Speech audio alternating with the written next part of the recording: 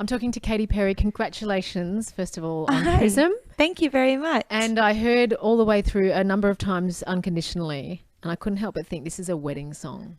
Do you picture this being performed or being played at weddings? Maybe. I hope so. It's about that kind of highest level of love. Yeah. And that's what you should have to get married. And it's devotional too. It's very devotional, and it's just, about a love that is free of fear and full of acceptance, and a love that you strive to have. When you're first getting into a relationship, sometimes you can be a little scared to show your true self, and you wonder if that person will really accept you without makeup or with all of your flaws and your idiosyncrasies and your imperfections. And if they do, then they love you unconditionally.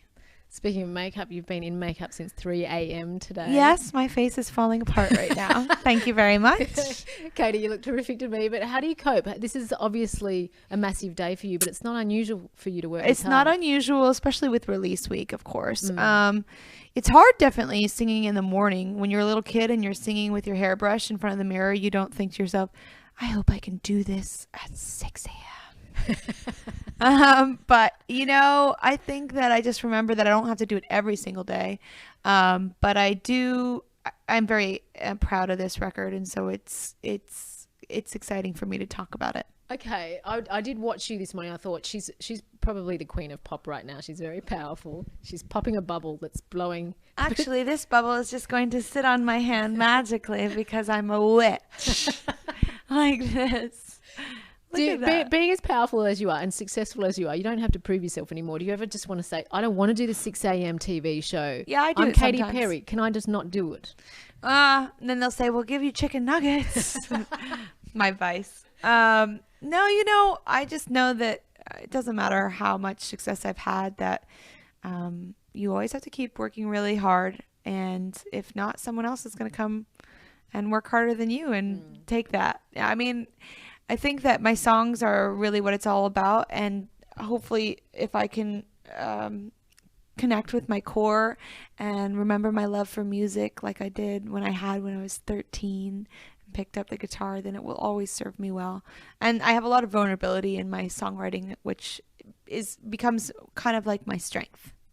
I don't understand. Meaning like people, I think, relate to the music because it's vulnerable and honest, and like there's a lot of truth in the lyrics. And people always ask me, aren't you scared to be so revealing and personal? And I'm like, no, that's actually how I win.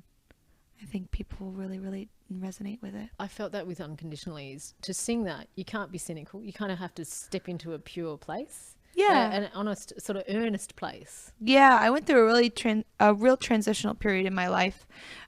This spring, it was like I came to a fork in the road of my life journey, and I decided to just kind of serve myself better and do a lot of self-reflection. And I went on a cleanse and got really deep with myself. But a lot of the great songs came out from that. I went from a dark place to a very light place. You sound really spiritual when you talk in that way. A bit like new agey hippie, yes. But I mean, your history is famous about how you were the daughter of some very religious people. Yes. And you didn't really know pop culture until you hit 16 or 17. Yeah. What do your parents now think of you and your job and your level of exposure? Do they worry for you more?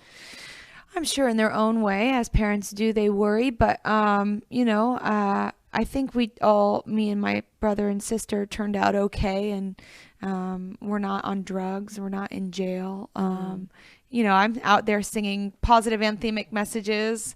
So they like that. But, I don't always sing positive anthemic messages. I sang about kissing a girl when I first came out. So, they like it. I'm sure in their ideal world, I would be like a preacher or something. But then, when you're a parent, you have these ideas of your kids, and then your kids become adults. And they just become their own beings and make their own choices. Did you feel that for a moment in your career there was danger that you'd always be the I kissed a girl person? No, because if I knew that was possible, I would never have I would have waited to play that card. So I was okay with going with that song first because I knew I had songs like Hot and Cold. Yep. And I had songs like Waking Up in Vegas and Thinking of You on the same record. Right. So I was okay. It wasn't the only ace up my sleeve. Speaking of playing cards, you were famously talking about playing the nudity card just recently. Yeah. I noticed in your career that I often look for your cleavage in your music videos. Well, it stands out. When you have a D size, it just, you can't tape them down enough. Did you ever sort of want to just go, okay, I'm not doing that anymore? Or is it just... Well, I mean, you get to a certain age. I'm 29 now, where your body starts kind of falling apart, and you're like, I just can't do it because you won't see anything besides cellulite. So, I mean, if I did have some of those younger bodies like Miley's or Rihanna's, maybe I would be sprawling out there a little bit more. But I did do it in the teenage dream era. But I think I did a lot of other things too, and I think it's important to not just play the sexy card. Be sexy, be smart, be sophisticated, be all those things as well. Well, you're different in that you write songs. Yes, I don't shop for my songs. Like I shop for my shoes. Well, you use Max Martin a lot, who is, he's the guy. Yeah, he's like my Oz, actually. I'm his little Dorothy. So what happens when you hang out together? Is it magic? Well, he is fantastic with melodies. I mean, this man, that's why like a lot of the little kids, he's like the melody maker. I'm good with melodies. My forte is lyrics. And you can see that with the through thread on all of my albums. There's a lot of different colors in the lyrics. But, when we get together, it's just a combination of great melodies and great lyrics. And with Dr. Luke involved, a great production. So, yeah. My daughters talk about songwriting. Their father's a musician. And I always say, to have the power as the performer, you need to write. Would you agree about that? Absolutely. To have that utmost power that separates you from everyone else, writing is the key. And also playing an instrument. I picked up a guitar at 13, and that really helped me find my voice as an artist. Do you still speak to your childhood friends? Some of them, yeah. Like some of the friends I went to high school with. I didn't really go to high school, but grade school. A couple of them. I traveled all around the USA. I moved like 7 to 9 times or something from 3 to 11. So I didn't get a chance to make really solid friendships. But when I moved to LA at 17, which, was essentially 12 years ago, I have all those same friends in my life. Do they call you out if you're ever getting... Yes. Oh, yeah, they call me out. They know who they are. I have great friends that are not afraid of, just telling it like it is. And my sister, too. She tells it like it is. My whole team around me, has been with me when I was in the negative in my checkbook. So they know me. They know you. Yeah, they're not afraid. There's been talk in the media about box gap, or the gap between your thighs. Is that from Jemay? It is from Jemay. Yeah. Have you seen Jemay? Yes, I love Jemay. How great I is love she? Chrysalie. So I'm just, mad. Another thing to make women crazy, is this next thing that we can't attain. Do you think a box gap is attractive? We've talked about that growing up, I think in high school, but it's not everything. I mean, your body just changes after a while. And when you get into your 30s, which I'm not yet, but I've heard about it and I heard it's great. You're not so worried about outward opinions. You're more interested in serving yourself finally in a good way, in a healthy way. Box gap is cool if you're a teenager, but it's not everything. I've been watching the career of Kanye West for a long time, and I can see that he's had this religious upbringing. He's turned his back on God. He's had drugs and sluts, and he's almost coming full circle. I think that's going to be his trajectory. I think so. Do you think that could be yours? Essentially, we all come back searching for spirituality and end up where we started? Well, we always get to a point, a crossroads, where you have to ask yourself, what is happening after this, and what is the meaning of all this?